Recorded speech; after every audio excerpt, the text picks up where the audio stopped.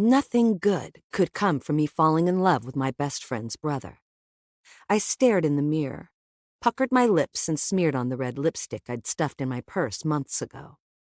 I imagined myself looking like a made-up pig. Not because I resembled one, but the insecurity of it made me wish for a pocket full of wet wipes to get rid of that mess on me. I'd primped as much as possible and tried to act natural as I came back to the table and took a seat. The perfume samples in the bathroom seemed like a good idea until I noticed that I reeked of pine fresh. My perfume did not exude confidence, but more the odor of a scullery maid.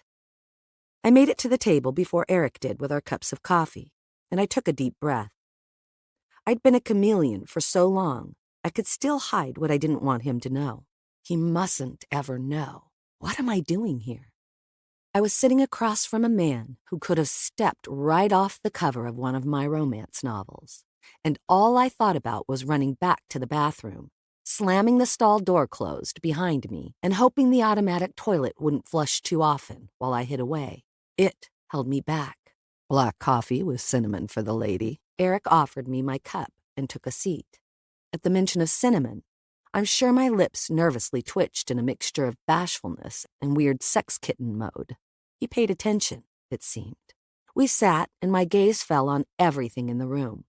The man with a scuffed briefcase, the woman at the register who repeatedly swiped her gift card, the new mother trying to balance her baby in its carrier with an iced coffee.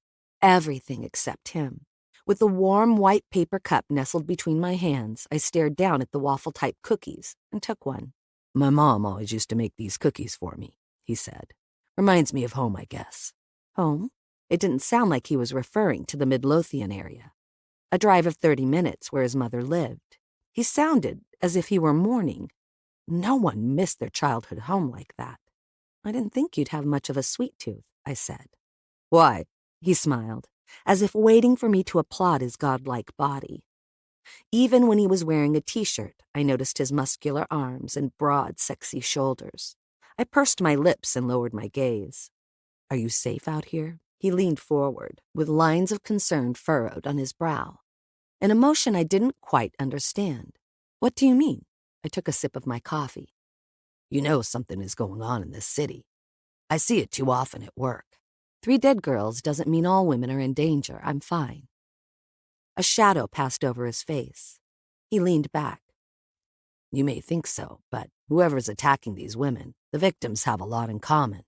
I'm your average woman, I guess. There's nothing average about you.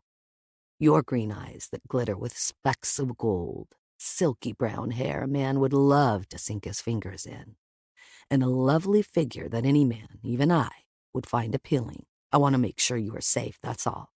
Seems like you and my mom think the same way, that I can't take care of myself. Just because oddness is happening in the city, I am 1 in a million people, and most of them are brunettes." He ran his fingers through his dark brown hair, tousling it even more than usual. "Tink would have a good laugh at us sitting here," he said. "I was supposed to be meeting Leaf last night, but he must have gotten delayed." Leaf. I'd caught the name in conversation, but I'd never met the man. You don't talk much about him, and to be honest, besides what Tink's told me, I know little about you. "Nothing to tell. Born abroad, live here, and I'm with you now." "And the pieces in between? The thing they call life?" "Well, love, if the bits in between are called life, I think we both are owed another one." He chuckled and took a sip of his drink. "Do you believe in fate?" He leaned forward and his voice dropped to a whisper. Before I answered, a woman dressed in all black, with long blue-black hair stumbled over towards us, and her large green smoothie crashed onto my head.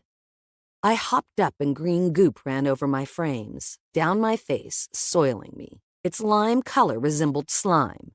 This was a way of answering his question in 3D.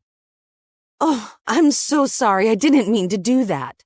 I just wished to talk to Eric," the woman said and thrusted napkins my way. "You are so lucky. I mean, you're not like what I'd think he'd ever go for, but wow, you're having coffee with Eric Naldeson." She turned her back to me. "May I have your autograph?" she asked him. "Jazz?" Eric asked. I watched his lips thin out. "Yeah, I forgot to mention that Mr. Incredibly Handsome was the chief medical examiner for the Richmond, Virginia office. His hours seemed to align with mine a lot, i.e., he worked the night shift. Why would Richmond's most eligible bachelor, who was a zillionaire and antiquarian of sorts, still be working a day job? Magazines ran the question and speculated about it every month. I should know, because I'd ripped out the articles from the precinct's copies headed for the recycling. So far, the populace believed it had to do with his need to give back. At least that was the rumor, as started by Richmond's most eligible. Great eye candy? Check. Able to make my life more fulfilling? Maybe. Someone I'd miss if they died? Check. Yep, better to leave this alone. I wondered if they made chastity belts for the heart. If the cold smoothie hadn't begun to work its way down my back, I might have been more concerned. It's quite all right, Eric. I rose and shrank away, wondering how I would go from being the center of his attention to just being the victim of it. Jazz, please, just wait, he called after me. The woman turned her back away and dismissed me while regurgitating accolades from the latest blog acclaiming Eric and his talent. Yeah, on the best of days, he was like Cajun hot sauce to my bland, black-eyed peas.